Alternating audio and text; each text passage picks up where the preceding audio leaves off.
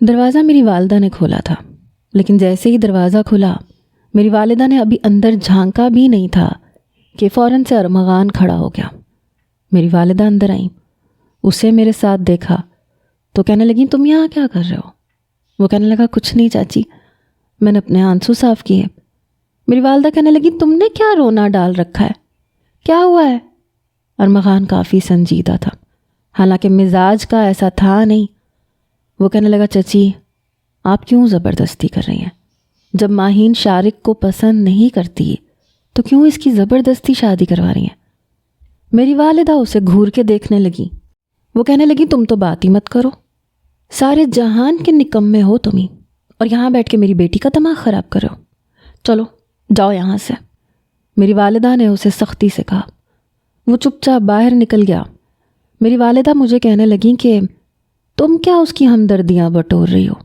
بہت اچھا رشتہ ہے، آج تمہیں یہ لگ رہا ہے کہ میں تمہارے ساتھ غلط کر رہی ہوں، لیکن کل تم مجھے دعائیں دو گی۔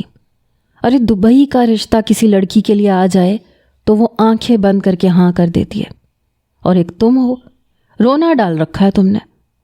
میں نے کہا اماں کیا پاکستان میں شادی کرنے والی لڑکی خوش نہیں رہتی؟ صرف دبئی جانے والی لڑکیاں ہی خوش رہتی ہیں۔ مجھے نہیں جانا دبئی، مجھے کہیں نہیں جانا، مجھے باہر کے ملک میں نہیں جانا، میں یہیں ٹھیک ہوں۔ وہ کہنے لگی بس منہ بند کرو۔ وہ مجھے میری منگنی کا جوڑا دکھانے لگی۔ پتہ نہیں کیوں شارق کا رویہ دیکھ کے میں اور بھی زیادہ گھبرا کے رہ گئی تھی۔ اب تو وہ مجھے یہ بھی کہہ چکا تھا کہ میں اسے ارمغان کے ساتھ بھی نظر نہ آؤں۔ سارا بچپن ہمارا ایک ساتھ گزرا تھا، کھیل کود کے، ایک دوسرے سے باتیں کر کے، لڑ کے، اور اب وہ کہہ رہا تھا کہ میں اس سے نہ ملوں۔ کیوں نہ ملوں؟ رات کو جب میں اپنے کمرے میں آئی تو میں نے اسی کو فون کیا۔ پہلی بیل پہ اس نے فون اٹھا لیا، کہنے لگا کیا بات ہے؟ میں نے کہا میں نے اپنی زندگی کے ساتھ سمجھوتا کر لیا ہے، اب تم کچھ مت کرو، پیسے بھی رکھ لو، کوئی بات نہیں۔ وہ کہنے لگا کیا مطلب تمہارا؟ ابھی ایک پلان ہے میرے پاس، تمہیں پریشان ہونے کی ضرورت نہیں ہے، اور وہ 100% کام کرے گا۔ میرے دل میں دوبارہ سے امید جاگ اٹھی۔ میں نے کہا دیکھ لو، میں تو اب تمہاری صلاحیتوں سے مایوس ہو گئی ہوں۔ وہ کہنے لگا سوال ہی پیدا نہیں ہوتا، ارے یہ پلان کام کرے گا۔ پھر وہ مجھے اپنا پلان بتانے لگا جو مجھے کچھ رسکی قسم کا لگ رہا تھا۔ میں پہلے تو منع کر گئی، لیکن ارمغان کہنے لگا دیکھو ماہین، یہ آخری چانس ہے، جب وہ تمہیں پسند نہیں ہے تو تمہیں آخری حد تک لڑنا چاہیے، کوشش تو کرنی چاہیے۔ میں نے کہا کہہ تو تم ٹھیک رہے ہو، یہ میری زندگی کا اہم فیصلہ ہے، مجھے کوشش کرنی چاہیے۔ وہ کہنے لگا یہ ہوئی نا بات۔ بہرحال اگلے روز منگنی تھی، اسے میں روک نہیں سکتی تھی، لیکن اس کے بعد میرا اور ارمغان کا ڈرامہ شروع ہو چکا تھا۔ افطاری کے بعد میری والدہ اور پھپھو اپنے اپنے کمرے میں چلی گئیں۔ البتہ شارق لاؤنج کے صوفے پہ بیٹھا تھا۔ جب مجھے ارمغان نے آواز لگائی ماہین میرے کمرے میں آؤ، میرے کپڑے نکال دو پلیز، مجھے اپنے دوستوں کے ساتھ جانا ہے۔ میں کچن سے ہاتھ پہنچتی ہوئی باہر آئی، سیدھا ارمغان کے کمرے میں چلی گئی۔ شارق مجھے حیرت سے دیکھ رہا تھا۔ کمرے میں جا کے میں نے دروازہ بند کر دیا۔ ارمغان یہ دیکھ کے مسکرایا، میرے پاس آیا، کہنے لگا شارق نے دیکھا تھا؟ میں نے کہا ہاں، وہ بھی بڑے غصے سے۔ کہنے لگا ویری گڈ۔ پھر کہنے لگا چلو شاباش، اب تم کھڑکی سے باہر نکل جاؤ، باقی سب میں سنبھال لوں گا۔ یہ کہتے ہوئے ارمغان نے اپنی شرٹ اتاری۔ میں اس کے کمرے کی بیرونی کھڑکی سے باہر نکل چکی تھی جب ارمغان کے کمرے پہ دستک ہوئی۔ میں باہر صحن کے پاس کھڑی تھی، کان لگا کے سن رہی تھی۔ کون ہے بھائی، کیوں ڈسٹرب کر رہے ہو؟ ارمغان نے بے نیازی دکھائی۔ دروازہ کھولو ارمغان، شارق کی چنگاڑتی ہوئی آواز آئی۔ وہ کہنے لگا شارق بھائی 2 منٹ، ذرا پینٹ پہن لوں پھر دروازہ کھولتا ہوں۔ ارمغان کی بات سن کے میں نے منہ پہ ہاتھ رکھ کے ہنسی روکی تھی۔ ارمغان دروازہ کھولو، میں تمہیں چھوڑوں گا نہیں، شارق بپھر کے بولا۔ ارے ایسے کیسے کھول دوں، پینٹ پہن رہا ہوں، آپ کو شرم آنی چاہیے میرا دروازہ پیٹتے ہوئے، ارمغان نے کہا۔ تب تک میں بڑی خاموشی سے صحن سے ہوتے ہوئے لاؤنج میں آئی۔ شارق کی میری طرف پشت تھی، وہ ارمغان کا دروازہ پیٹ رہا تھا، بڑے غصے میں تھا۔ میں دبے پاؤں کچن میں چلی گئی۔ دروازے کے دھڑ دھڑانے کی آواز پہ میری والدہ اور پھپھو بھی اپنے اپنے کمرے سے باہر نکل آئیں۔ شارق بیٹا کیا ہو گیا ہے؟ ارمغان کا دروازہ کیوں پیٹ رہے ہو؟ وہ کہنے لگا ممانی ماہین اندر ہے اور یہ کمینہ ارمغان کہہ رہا ہے کہ وہ پینٹ بدل رہا ہے۔ یہ سن کے میری والدہ کہنے لگی شارق تمہارا دماغ ٹھیک ہے؟ کیا کہہ رہے ہو تم؟ ہوش میں ہو؟ وہ کہنے لگا میں نے ماہین کو خود اس کمرے میں جاتے دیکھا ہے، اسے بولیں دروازہ کھولے ورنہ میں دروازہ توڑ دوں گا۔ میری والدہ بھی ارمغان سے دروازہ کھولنے کا کہنے لگی۔ ارمغان نے دروازہ کھولا تو شرٹ کے بٹن بند کر رہا تھا۔ کہنے لگا توبہ ہے شارق بھائی، پینٹ پہننی مشکل کر دیا آپ نے، بولیں کیا کام ہے؟ شارق نے ارمغان کو پیچھے دھکیلا، اس کے کمرے میں چلے گئے۔ میں کچن میں کھڑی یہ سارا تماشا دیکھ رہی تھی۔ پورا کمرہ دیکھ کے کہنے لگا ماہین کہاں ہے؟ ارمغان نے کندھے اچکائے، کہنے لگا مجھے کیا پتا، ماہین میرے کمرے میں کیوں آئے گی؟ میں تو کپڑے بدل رہا تھا۔ میری والدہ کہنے لگی شارق میری بیٹی بھلا ارمغان کے کمرے میں کیا کرنے لگی؟ ذرا سوچ کے بات کیا کرو۔ وہ کہنے لگا ممانی میں نے خود ماہین کو اس کے کمرے میں آتے دیکھا ہے۔ ارمغان کہنے لگا جھوٹ تو کم بولا کریں، ارے میں پاگل ہوں جو ماہین کو اپنے کمرے میں بلاؤں گا؟ کیوں بلاؤں گا میں اسے؟ ایک منٹ ممانی، آپ ماہین کو آواز دیں۔ میری والدہ نے مجھے آواز دی۔ میں کچن میں سے زور سے بولی جی امی برتن دھو رہی ہوں، آتی ہوں۔ یہ سن کے میری والدہ اور میری پھپھو باہر آ گئے۔ شارق تو جتنا حیران ہوتا اتنا کم تھا۔ میں کچن سے باہر آئی، دوپٹے سے اپنے ہاتھ صاف کر رہی تھی۔ پھپھو اور میری والدہ سے پہلے شارق میرے پاس آیا، کہنے لگا تم یہاں کیسے ہو سکتی ہو؟ ابھی تم میرے سامنے ارمغان کے کمرے میں گئی تھی۔ میں نے کہا شارق بھائی آپ کا دماغ تو ٹھیک ہے، میں بھلا کیوں ارمغان کے کمرے میں جانے لگی؟ میری بات سن کے وہ اپنا سر کھجانے لگا، پھر کہنے لگا میرے سامنے تم گئی تھی۔ میں نے کہا کیا بات کر رہے ہیں آپ، میں کیوں جاؤں گی اس کے کمرے میں؟ میری والدہ کہنے لگی شارق بہت ہو چکا، بات کرنے سے پہلے سوچا کرو تم کیا کہہ رہے ہو۔ میری والدہ کہنے لگی بیٹے برتن دھل گئے؟ میں نے کہا جی امی۔ یہ کہتے ہوئے میں نے اپنے کندھے کو دبایا۔ میں نے کہا بہت زیادہ برتن ہے، میں نے کچن کی صفائی بھی کر دی ہے، اور کوئی کام ہے تو بتا دیں۔ وہ کہنے لگی نہیں بیٹے جاؤ اپنے کمرے میں جا کے آرام کرو۔ جاتے ہوئے میں نے مسکراتے ہوئے ارمغان کو دیکھا تھا، اور اپنے چہرے پہ مسکراہٹ سجائے میں اپنے کمرے میں آ گئی۔ یہ پہلا داؤ تھا ہمارا جو بالکل ٹھیک چلا تھا۔ جیسے ہی میں کمرے میں آئی ارمغان کی کال آنے لگی، کہنے لگا کیسا رہا پھر کزن؟ میں نے کہا یار بہت زبردست آئیڈیا تھا، تمہیں پہلے یہ کیوں نہیں آیا؟ کہنے لگا بس مجھے لگا تھا یہ چھوٹی موٹی باتوں سے کام چل جائے گا، لیکن کوئی بات نہیں، اب دیکھو اس شارق کے بچے کو میں کیسا پاگل کرتا ہوں۔ میں بڑی خوش تھی، اب بہت جلد میری جان شارق نامی بلا سے چھٹ جائے گی۔ اگلے روز سحری کے وقت ارمغان میرے برابر میں بیٹھ گیا، پھر مجھ سے کہنے لگا ماہین پلیٹ میں پراٹھا ڈال دو۔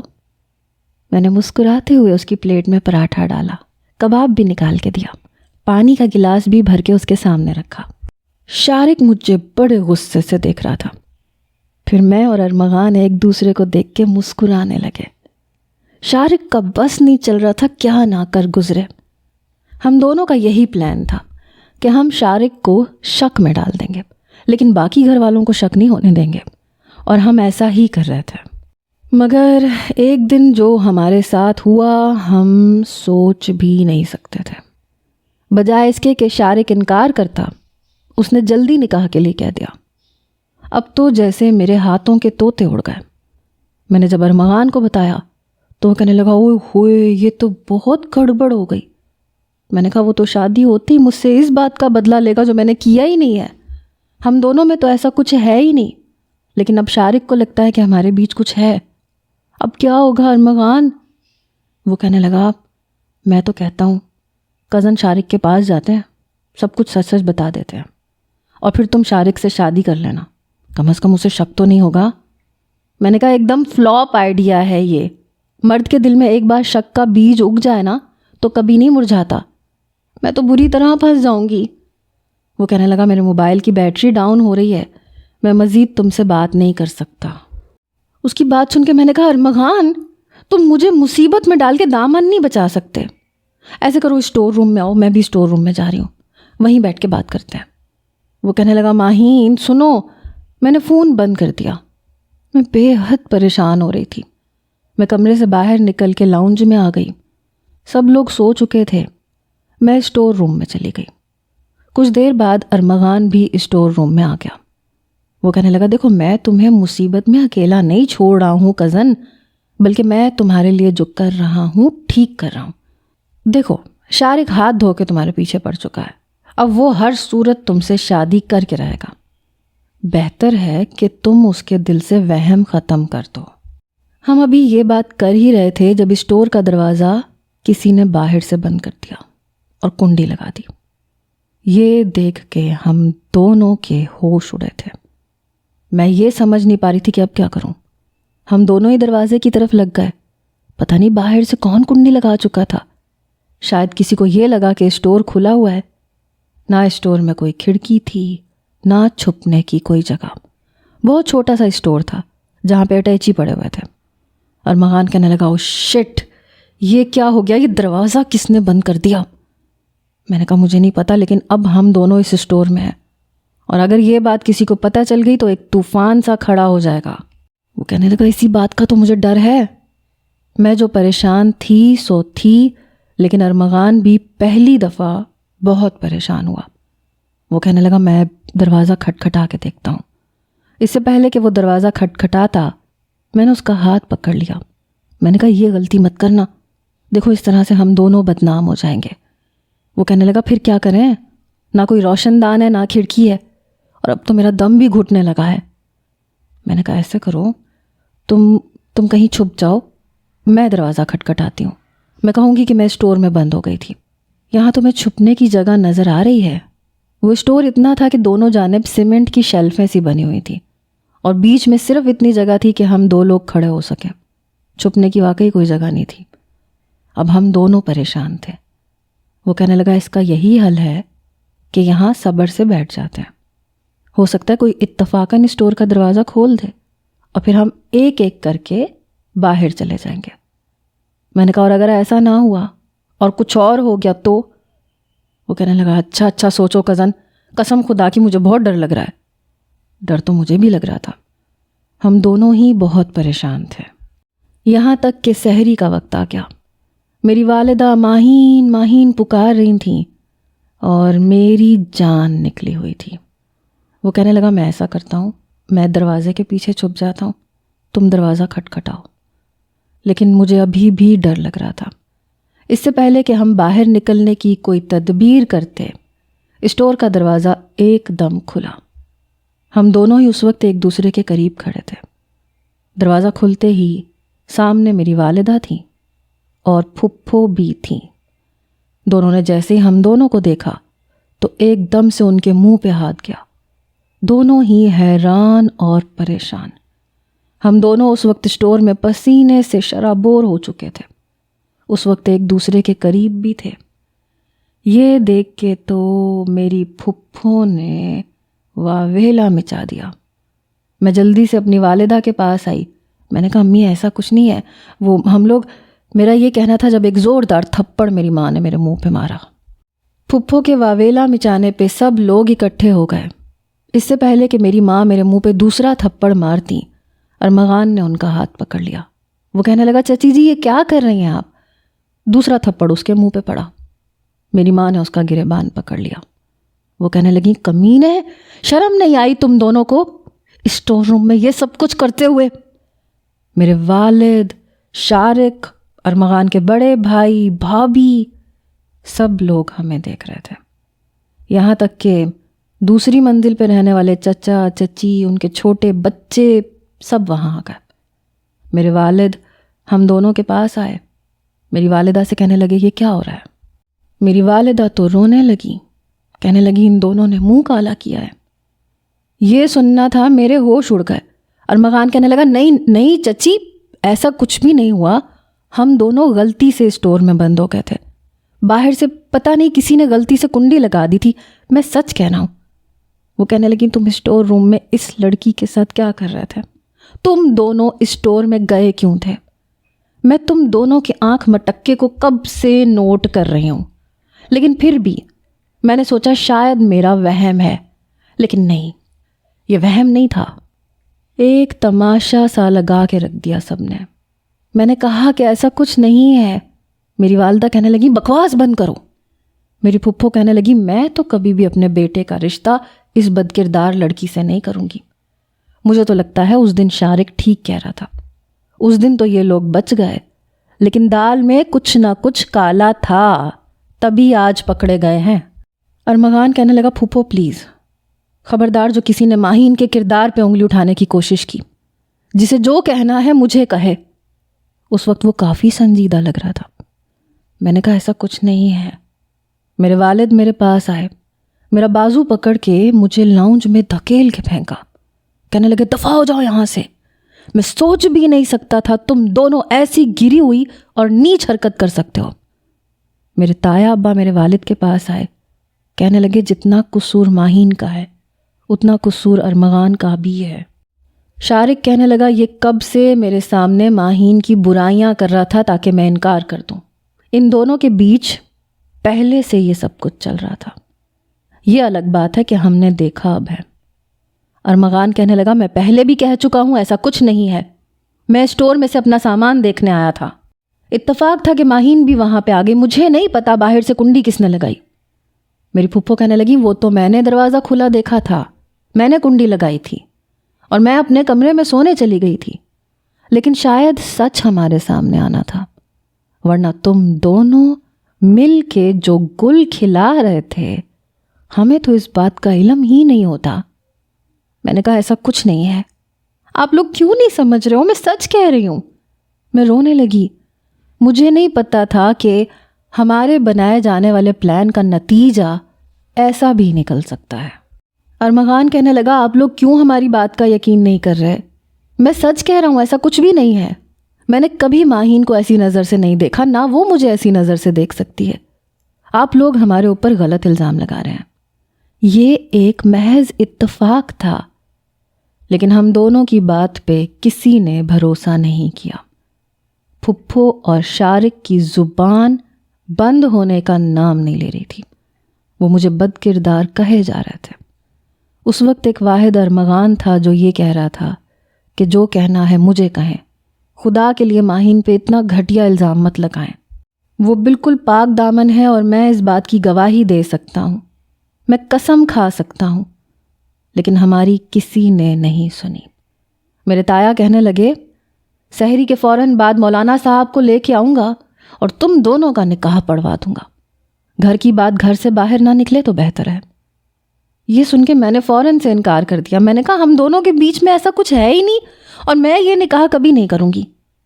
یہی بات ارمغان بھی کہہ رہا تھا، لیکن ہم دونوں کی بات کوئی بھی سننے کو تیار نہیں تھا۔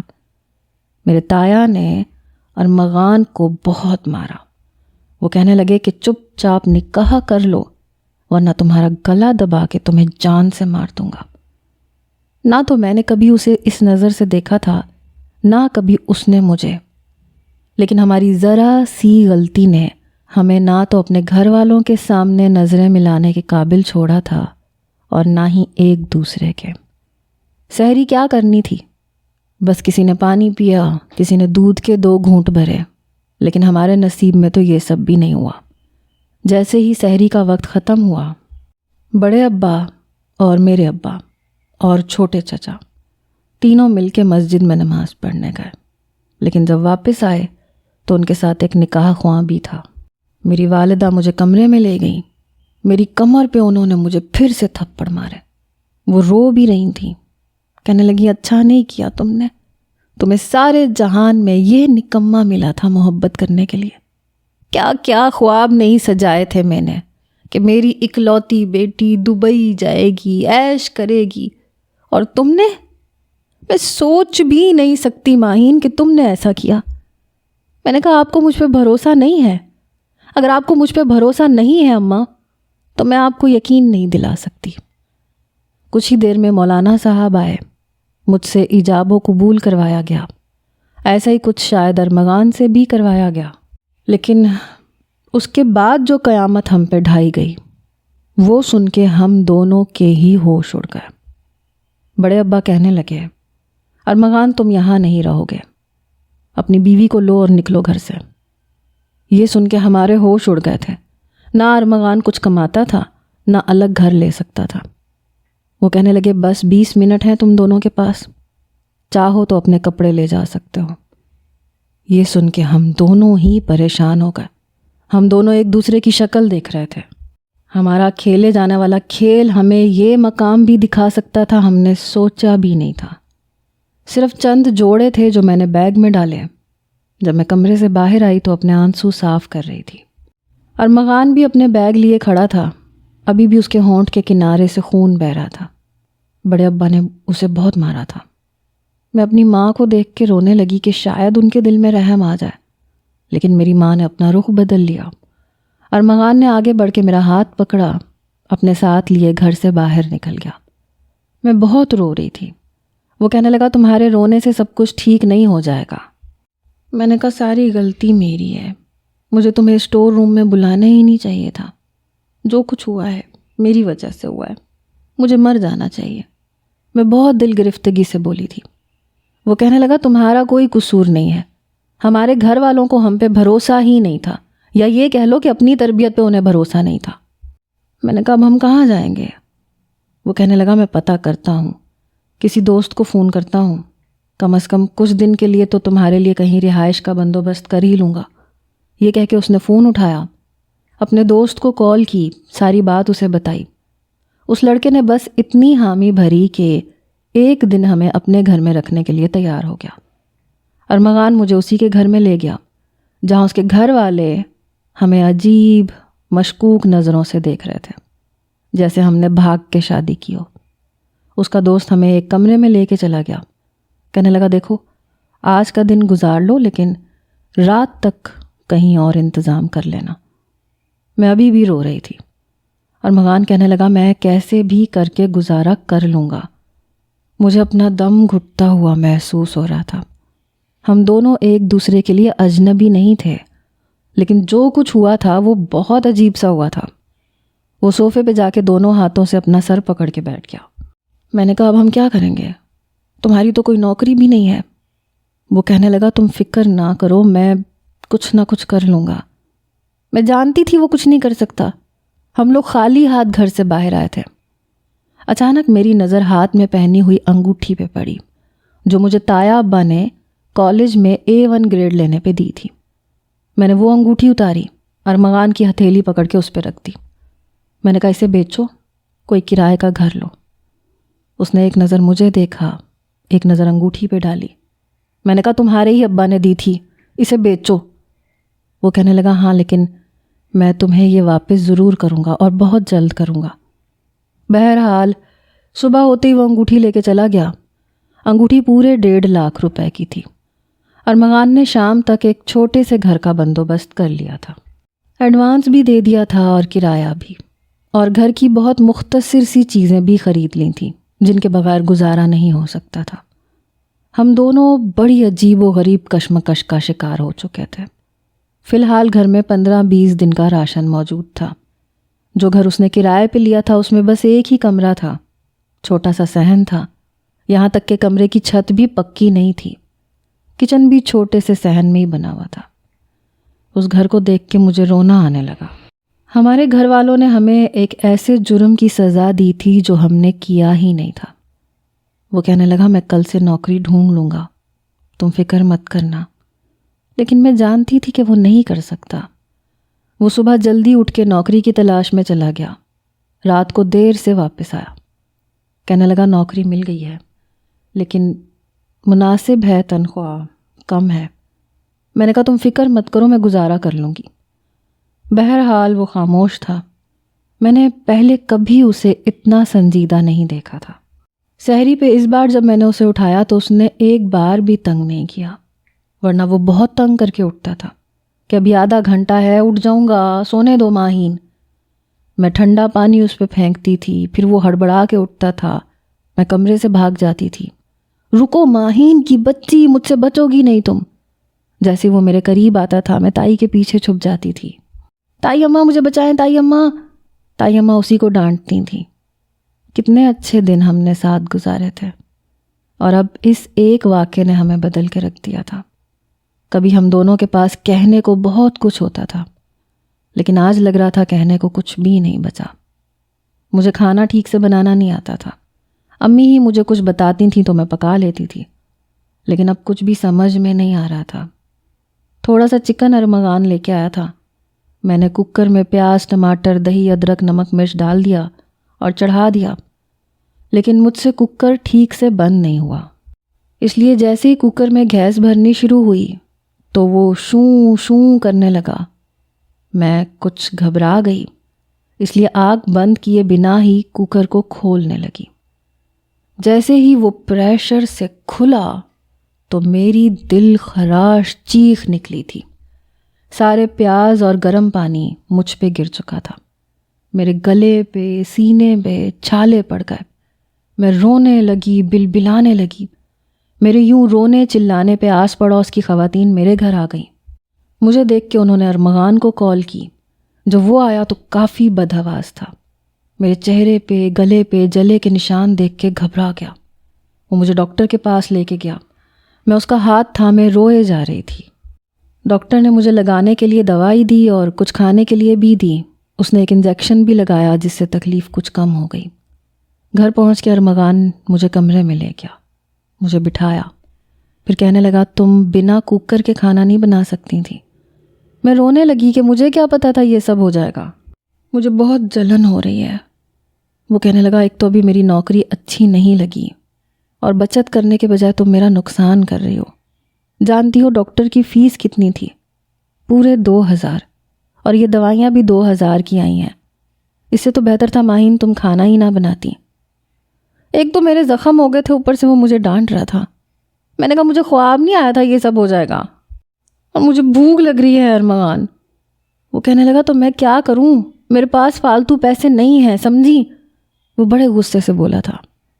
میں چپ چاپ زمین پہ بچھے بستر پہ لیٹ گئی۔ وہ کمرے سے باہر چلا گیا۔ کچھ دیر بعد واپس آیا تو ایک گلاس میں دودھ تھا۔ کہنے لگا اٹھو یہ پی لو۔ میں نے غصے سے اسے کہا مجھے نہیں پینا، اپنے پیسے بچاؤ، تمہارے کام آئیں گے۔ یہ کہہ کے میں نے آنکھیں بند کر لیں۔ وہ کہنے لگا دیکھو مجھے زیادہ نخرے مت دکھاؤ، میں تمہارا عاشق نہیں ہوں جو تمہارے نخرے اٹھاتا پھروں۔ مجھے تم پہ پہلے سے ہی بہت غصہ آ رہا ہے، اٹھ کے دودھ پیو، اگر تم بیمار پڑ گئیں تو میں تمہیں نہیں سنبھالوں گا۔ یہ کہہ کے اس نے میرے بازو کو پکڑا، مجھے اٹھا کے بٹھا دیا، پھر کہنے لگا پیو اسے، اپنی دوائی بھی کھاؤ۔ میں نے آدھا گلاس دودھ پیا، بھوکا تو وہ بھی تھا، اس لیے آدھا گلاس اسے دے دیا۔ میں نے کہا یہ تم پی لو۔ کہنے لگا نہیں تم پیو، مجھے بھوک نہیں ہے۔ میں نے کہا آئی ایم سوری، آئندہ ایسی غلطی نہیں کروں گی، اب یہ پی لو، مجھے پتہ ہے تم بھی خالی پیٹ ہو، تمہیں نیند نہیں آتی۔ میری بات سن کے اس نے گلاس پکڑا اور باقی کا دودھ پی لیا۔ پھر کہنے لگا لاؤ ٹیوب دو جو زخموں پہ لگاتے ہیں۔ پہلے تو میں نے اسے وہ ٹیوب دے دی، لیکن پھر بعد میں سوچا کہ یہ تو بری سی بات ہو جائے گی۔ میں نے کہا ارمغان میں خود لگا لوں گی۔ وہ کہنے لگا میں لگا دیتا ہوں۔ میں نے کہا نہیں میں لگا لوں گی، لیکن وہ میرے چہرے پہ وہ ٹیوب لگانے لگا۔ اس کے لگتے ہی شدید جلن کا احساس ہوا۔ میں نے بے ساختہ اس کا دوسرا ہاتھ پکڑ لیا، درد سہنے کی خاطر بری طرح سے اسے دبا چکی تھی، مگر وہ میرے چہرے پہ وہ ٹیوب لگا چکا تھا۔ جیسے اس کا ہاتھ میری گردن سے کچھ نیچے پہنچا، میری جان نکلی تھی۔ میں نے اس کا ہاتھ پکڑ لیا، میں نے کہا میں خود لگا لوں گی، لیکن وہ میری بات سن ہی نہیں رہا تھا۔ آہستہ آہستہ اس کا ہاتھ میرے